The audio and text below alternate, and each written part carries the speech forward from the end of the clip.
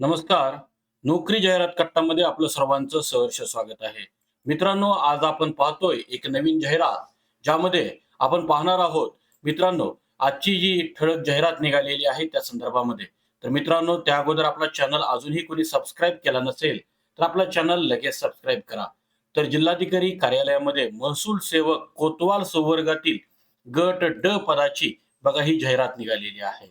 आणि या संदर्भामध्ये आपण जी माहिती पाहतोय त्यानुसार शिपाई, चौकीदार, स्वच्छक, गट ड अशा एकूण 6 व्हॅकन्सी आहेत आणि या संदर्भामध्ये वयोमर्यादा जी आहे, ती वयोमर्यादा ही 50 वर्ष वयोमर्यादा ही कमाल वयोमर्यादा यांनी दिलेली आहे.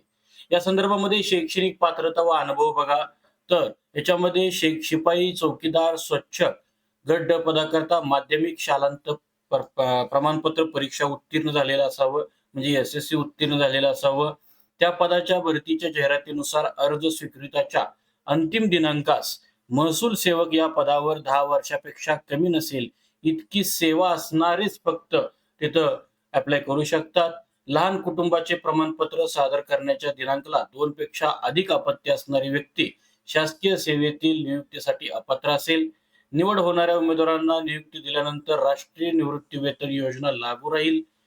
गट पदावर नियुक्तीची दिलेली व्यक्ती नागपूर जिल्ह्यामध्ये बदलीपात्र असेल.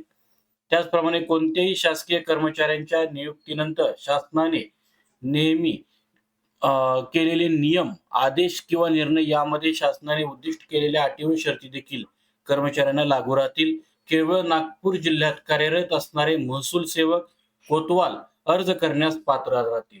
तर मित्रांनो, ही जी जाहिरात आहे ती फक्त नागपूर जिल्ह्यात जे कोणी महसूल सेवक कोतवाल हे जे आहेत तेच फक्त यांना पात्र असणार आहेत. याच्यामध्ये नोकरीचे ठिकाण नागपूर असून वेतन श्रेणी 7व्या वेतन आयोगानुसार S1 म्हणजे 15,000 रुपये बेसिक म्हणजे 47,600 आपल्याला वेतन मिळेल. सिलेक्शन प्रोसेस ही रिटर्न टेस्ट होईल आणि मग त्यांचं सिलेक्शन होईल. आपल्याला अप्लाय हे ऑफलाईन पद्धतीने करायचं आहे. अर्ज करण्याची शेवटची तारीख 30 मार्च 2026 आहे. अर्ज सादर करण्याचा पत्ता हा आस्थापना शाखा कार्यालय नागपूर. ऑफिशियल वेबसाईट जी आहे ती www.nagpur.gov.in या अधिकृत संकेतस्थळावरती ही जाहिरात उपलब्ध आहे. तिथून आपण ती डाउनलोड करू शकता. धन्यवाद.